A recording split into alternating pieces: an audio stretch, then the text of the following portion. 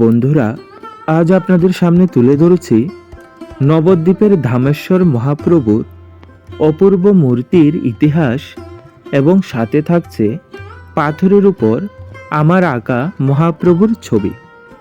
বন্ধুরা, নবদ্বীপের ধামেশ্বর মহাপ্রভুর মন্দির বা মহাপ্রভুর বাড়ি কেবল একটি মন্দির নয়, এটি নবদ্বীপের ইতিহাসের এক জীবন্ত সাক্ষী এবং শ্রী চৈতন্য মহাপ্রভুর পারিবারিক ঐতিহ্যের ধারক। শ্রী চৈতন্য মহাপ্রভুর সহধর্মিণী শ্রীমতী বিষ্ণুপ্রিয়া দেবীর ব্যক্তিগত সেবিত বিগ্রহ হওয়ার কারণে এই মন্দিরটি গৌড়ীয় বৈষ্ণব সমাজে এবং নবদ্বীপের মানুষের কাছে অত্যন্ত আবেগের স্থান। এই অপূর্ব বিগ্রহের ইতিহাসই আজ আমি তোমাদের সামনে তুলে ধরছি।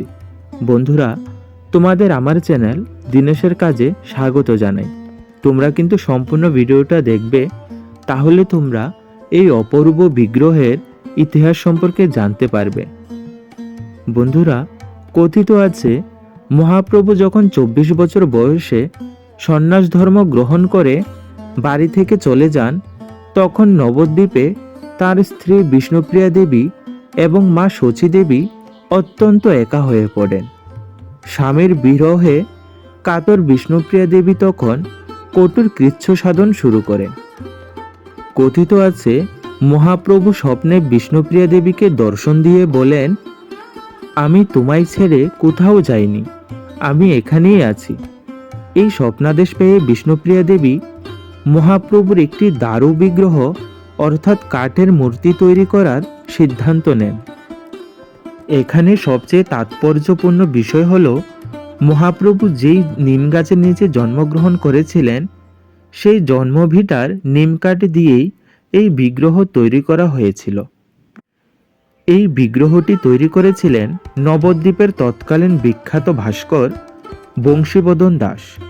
বিগ্রহের পাদপীঠে খোদাই করা আছে 1435 শকাব্দ বা 1513 খ্রিস্টাব্দ, অর্থাৎ মহাপ্রভুর সন্ন্যাস গ্রহণের মাত্র 3 বছর পরেই এই বিগ্রহ তৈরি হয়।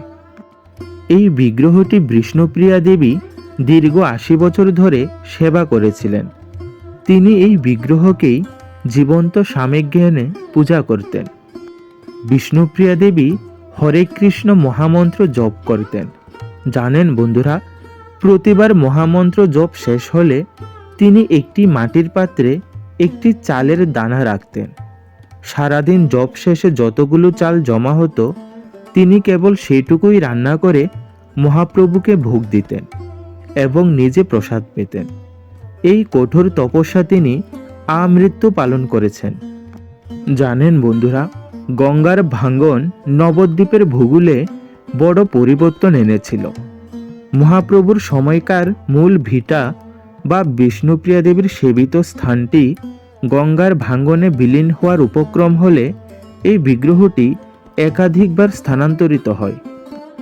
আজ আমরা যেই মন্দিরটি দেখি তা পরবর্তীকালে নির্মিত হয়। বলা হয় 1828 খ্রিস্টাব্দে ভাগ্যকুলের জমিদার গুরুপ্রসাদ রায় বর্তমানের এই দক্ষিণদ্বারী মন্দিরটি নির্মাণ করে দেন।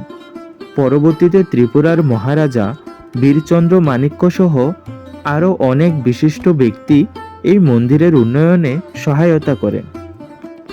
এই মন্দিরে মহাপ্রভুর একজোড়া খড়ম বা পাদুকা সংরক্ষিত আছে, যা তিনি নিজে ব্যবহার করতেন বলে বিশ্বাস করা হয়।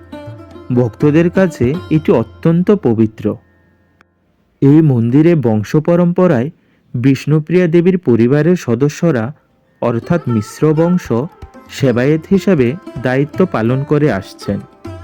এখানে আজও সেই প্রাচীন ধারা মেনে পূজা ও নাম সংকীর্তন করা হয়। বন্ধুরা, তোমাদের আমার এই কাজটি কেমন লেগেছে তোমরা কিন্তু অবশ্যই কমেন্ট করে জানাবে। আমি আর বেশি কিছু বললাম না, আমি যতটুকু ইতিহাস জেনেছি আমি তোমাদের সাথে শেয়ার করেছি। তোমাদের আমার কাজটি কেমন লেগেছে তোমরা কমেন্ট করে অবশ্যই জানাবে। তো বন্ধুরা, তোমরা অনেক অনেক ভালো থাকো, সুস্থ থাকো। জয় গৌর, জয় নিতাই।